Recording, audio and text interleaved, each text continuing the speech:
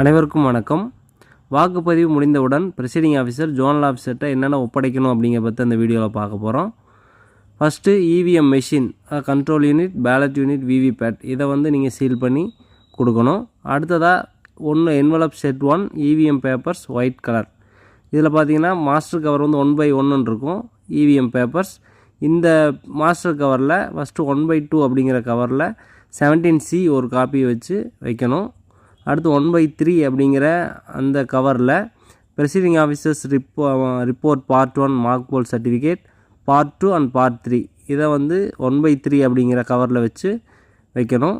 அடுத்து 1/4 அப்படிங்கிறதுல நீங்கள் விவிபேட் மார்க் போல் ஸ்லிப்ஸை பிளாக் கலர் கவரில் வச்சு சீல் பண்ணியிருப்பீங்க. இந்த 3 கவரையும் 1/1 அப்படிங்கிற அந்த master envelope for EVM papers அப்படிங்கிற கவரில் வைக்கணும். இது ஒயிட் கலர் கவர். அடுத்து 2 envelope set 2 scrutiny documents white colour. இந்த ஸ்க்ரூட்னி டாக்குமெண்ட்ஸில் ஃபஸ்ட்டு மாஸ்டர் என்வலப் 2/1 போட்டிருப்பாங்க. Master envelope for scrutiny documents.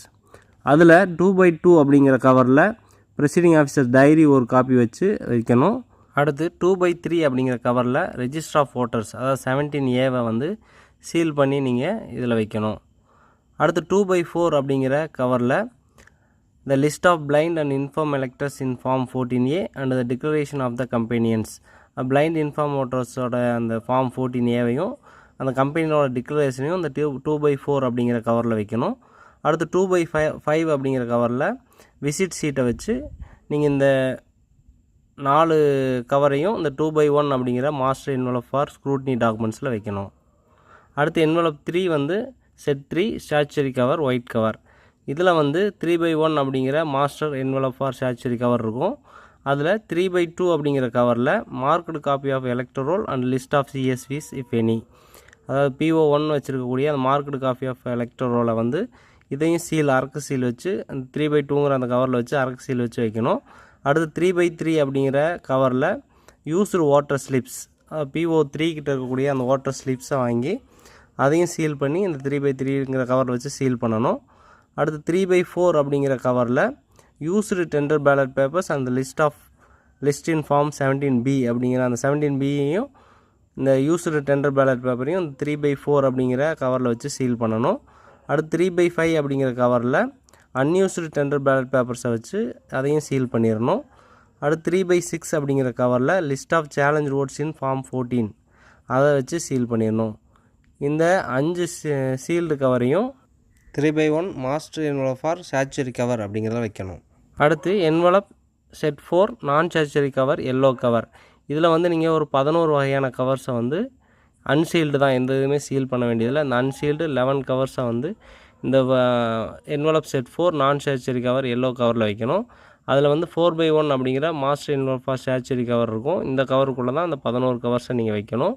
அதில் 4/2 அப்படிங்கிற கவரில் copy or copies of elector roll other than marked copy இல்லாமல் மற்ற ரெஃபரன்ஸ் காப்பீஸை நீங்கள் இந்த 4/2ங்கிற கவரில் வைக்கணும். அடுத்து 4/3 அப்படிங்கிற கவரில் appointment letters of polling agent in form 10 polling agents அப்பாயின்மெண்ட்டான அந்த ஃபார்ம் 10 வைக்கணும். அடுத்து 4/4 அப்படிங்கிற கவரில் எலெக்ஷன் டியூட்டி சர்டிஃபிகேட் அதாவது EDC 12B இதை ஃபார்ம் கவர் 4/4 வைக்கணும். அடுத்து 4/5 அப்படிங்கிற கவரில் declaration by the presiding officer வைக்கணும். அடுத்து 4/6 அப்படிங்கிற கவரில் receipt book and cash if any respect of challenge ரோட்டோட அந்த ரெசிப்ட் புக்கையும் கேஷையும் இந்த 4/6 அப்படிங்கிற அந்த கவரில் வைக்கணும். அடுத்து 4/7 அப்படிங்கிற கவரில் unused and damaged paper seals and unused damage special டேக்ஸை இந்த 4/7 அப்படிங்கிற கவரில் வைக்கணும். அடுத்து 4/8 அப்படிங்கிற கவரில் அன்யூஸ்டு வாட்டர் ஸ்லிப்ஸை வைக்கணும்.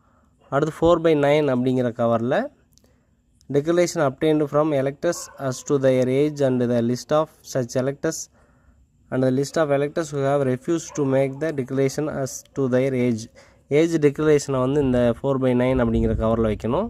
அடுத்து 4/10 the form of declaration by elector under 49MA test ஓட்டுக்கான அந்த டிக்ளரேஷனை 4/10 அப்படிங்கிற இந்த கவரில் வைக்கணும். அடுத்து 4/11 அப்படிங்கிறதுல envelope for form of declaration by elector whose name is in ASD list AST லிஸ்ட்டில் இருக்கவங்க யாராவது ஓட்டு போட வந்தாங்க அவங்கள்ட்ட ஒரு டிக்ளரேஷன் வாங்கியிருப்பீங்க, அதை வந்து 4/11 அப்படிங்கிற இந்த கவரில் வைக்கணும். அடுத்து 4/12 அப்படிங்கிறதுல letter of complaint of SHO complaint ஏதாவது வச்சுருந்ததுன்னா அதோட இதில் வந்து இந்த 4/12ங்கிற கவரில் வைக்கணும். இது எதுவுமே இல்லைனாலும் இந்த கவர்ஸில் வச்சு நீங்கள் கண்டிப்பாக இது அன்சீல்டு கவர்ஸ், இந்த 11 டாக்குமெண்ட் கவர்ஸையுமே வந்து 4/1 அப்படிங்கிற master envelope for non stationery கவரில் வைக்கணும். அடுத்து envelope set 5 handbooks instructions extra brown colour, இது ப்ரௌன் கலர் கவரில் வைக்கணும். இது 5/1 அப்படிங்கிற master envelope for handbook instructions எக்ஸட்ரான்னு இருக்கும். இதில் 5/2 அப்படிங்கிறதுல used and remaining indelible ink phials and used stamp pad இதை வந்து சீல் பண்ணி வைக்கணும்.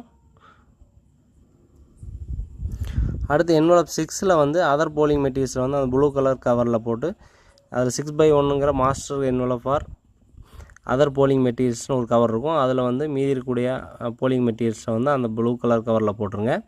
இது இல்லாமல் 17C வந்து அக்கௌண்ட்ஸ் ஆஃப் ஃபோர்ஸ் ரெக்கார்டர் வந்து ஒரு 4 காப்பி அடிஷனலாக கேட்டிருக்காங்க. அதே போல் ப்ரெசிடிங் ஆஃபீஸர் டைரி ஒரு காப்பி அடிஷனலாக கேட்டிருக்காங்க. அதுக்கடுத்து 16 points observer report, 20 points 17 register observer scrutiny, இதெல்லாம் வந்து நீங்கள் தனியாக கொடுக்கணும். அதுக்கடுத்து விவிபேட் பேட்ரி அதை வந்து கழட்டி தனியாக கொடுக்கணும். அதுக்கடுத்து metal seal, RO cross mark seal, distinguish mark seal, mark poll slip seal, இதை வந்து அந்த சீல்ஸ்னாலையும் தனியாக கொடுக்கணும்.